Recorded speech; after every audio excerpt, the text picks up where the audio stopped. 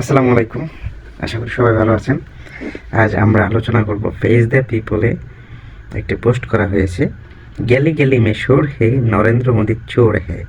রাস্তায় রাস্তায় মানুষ নরেন্দ্র মোদীকে চোর বলে আখ্যায়িত করতেছে। ভারতীয় সংসদ সদস্য, বিজেপির যে বিরোধী দলীয় কংগ্রেস সদস্য, তাদের মধ্যে একজন সাংসদ এভাবেই নরেন্দ্র মোদীকে কটাক্ষ করে বলে। আসলে এটা কটাক্ষ বলবো না, এটা সত্যিই বলেছেন। তো এ ব্যাপারে আমাদের বাংলাদেশি জনগণের কি প্রতিক্রিয়া সেটাই আমরা দেখব, তাদের কমেন্টসগুলো পড়ব। একজন লেখছে, খারাপ লোকদের কোনো শেষ নাই, মুসলমানদের রক্ত চোষা জালিম। হ্যাঁ, অবশ্যই ভারতের বিজেপি সরকার রক্ত চোষা, মুসলিম বিদ্বেষী।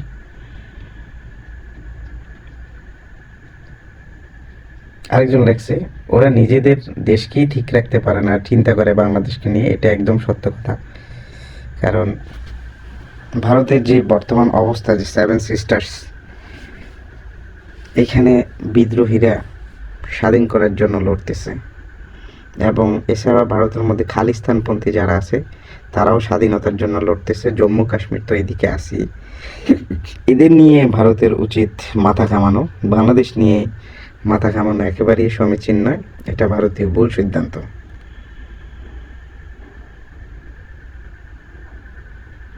আরেকজন লিখছে যে মনমোহন সিংয়ের ভারতের জন্য বড় অবদান হলো 1991 সালের অর্থনৈতিক সংস্কার, যা দেশকে আর্থিক সংকট থেকে মুক্তি দেয় এবং উদারীকরণ, বেসরকারীকরণ ও বিশ্বায়নের পথে নিয়ে যায়। তার নেতৃত্বে ভারত বৈশ্বিক অর্থনীতির সঙ্গে জুড়ে গিয়ে দ্রুত আর্থিক প্রবৃদ্ধি অর্জন করে। সেই সময় উনি ছিলেন দেশের অর্থমন্ত্রী। তারপর প্রধানমন্ত্রী থাকা অবস্থায় উনি দেশকে বিশ্বব্যাপী আর্থিক মন্দার হাত থেকে বাঁচিয়ে নিয়েছিলেন এবং দেশকে আরও এগিয়ে নিয়ে গেছিলেন। তথ্য প্রযুক্তি অর্থনীতির ক্ষেত্রে ভারতকে আরও এগিয়ে নিয়ে যান। আমরা ইন্দিরা গান্ধীকে মনে রাখি, কিন্তু ভারতের উন্নতিতে সবথেকে বড় অবদান মনমোহন সিংয়ের, এটা আমাদের ভুলে যাওয়া উচিত নয়। একদম সত্য কথা বলেছেন যে মনমোহন সিং, তারপর ইন্দিরা গান্ধী, এরা আসলে ভারতে উদার রাজনীতি করত। এরা সংখ্যালঘু লঘু কার্ড বা আপনার যে সংখ্যালঘু নিয়ে যে অতিরিক্ত বাড়াবাড়ি, ধর্মীয় যে বিভাজন সৃষ্টি করা, এটা নিয়ে এরা কখনোই রাজনীতি করতো না, যেটা বর্তমান বিজেপি সরকার করতেছে। বিজেপি সরকার যা করতেছে এটা অবশ্যই ভারতকে দ্বিখণ্ডিত বলবো না, কয়েকটা ভাগে বিভক্ত করে দেবে। এবং বাংলাদেশ নিয়ে তারা যা করতেছে এটা তো আরও ভয়ঙ্কর। বাংলাদেশ হচ্ছে মৌমাছির চাক।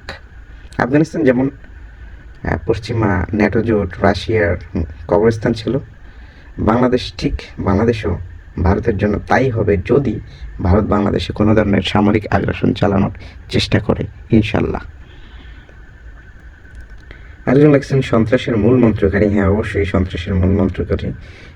আচ্ছি ওর আচ্ছি বাত হে। হিন্দি বুঝি না, তাই এটার অর্থ জানি না কিসের আচ্ছি বাত হে। ও তো সদস্য নয়, ও হচ্ছে সর্দার। আরে না দাদাই ভালো মানুষ, তার দেশে সংখ্যালঘু নির্যাতন হয় না, উলিয়া উলিয়া পীরের দেশ, তার কারণেই আমরা ক্ষমতায় ছিলাম, আগামীতেও আসবে। তিনি পীর, তিনি ভালো মানুষ। সত্য কথা বলছেন। চাওয়ালার সময় ঘনিয়ে এসেছে, সঠিক। চাওয়ালা একটা দেশের প্রধানমন্ত্রী হলে যা হয়, যেমন ইউক্রেনে একজন জোকার, সে একজন জোকার ছিল আগে, জোকার ইউক্রেনের মতো দেশের প্রেসিডেন্ট হলে যে অবস্থা হয়, এবং চাওয়ালা ভারতের মতো দেশের প্রেসিডেন্ট হলে যে অবস্থা হয়, এখন তাই হচ্ছে। শ্রীলঙ্কার মতো ন্যাংটা দৌড়ানি আছে বিজেপির কপালে। বাংলাদেশে কিছু কুলাঙ্গর এ পথের সহযাত্রী, একদম সঠিক।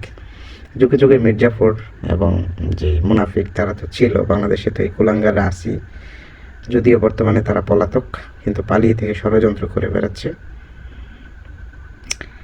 আরেকজন লিখছে, সে একজন বিশৃঙ্খলাকারী। ইন্ডিয়ার প্রধানমন্ত্রী মোদী ইন্ডিয়ার ইতিহাসে এত জঘন্যতম প্রধানমন্ত্রী আর হয়নি কখনো।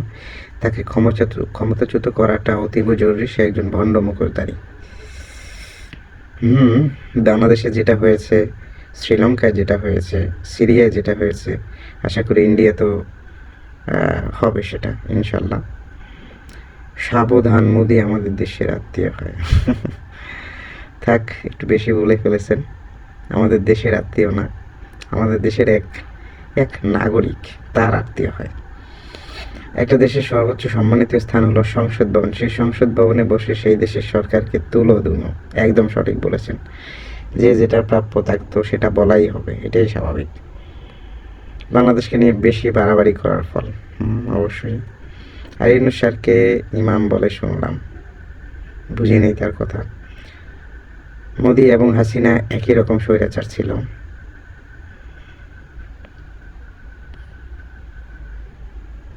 চোরকে তো চোরই বলবে, এ তো খুব আচ্ছা বাত হে।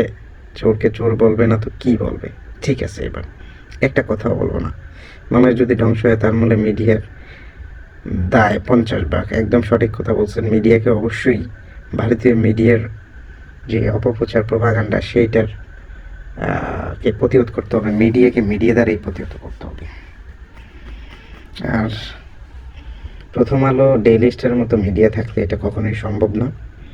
আশা করি আমার দেশ, ইটিভি বাংলা, যমুনা টিভি, আর টিভি এরা এগিয়ে আসবে এবং প্রতিহত করবে। এবং বাংলাদেশে যে ইউটিউব ভিত্তিক যেসব সাংবাদিকরা রয়েছে তারা গত 16 বছর ধরে কাজ করে গেছেন বাংলাদেশের অপসংস্কৃতির বিরুদ্ধে, জুলুমের বিরুদ্ধে, অন্যায়ের বিরুদ্ধে, এবং এখনও তারা অবদান রেখে চলেছেন। তো আজকে আর বেশি দেখাবো না। এটাই ছিল ভারতের যে চাওয়ালা প্রধানমন্ত্রী, তার বিরুদ্ধে বাংলাদেশিদের বিরূপ মন্তব্য। তো ধন্যবাদ।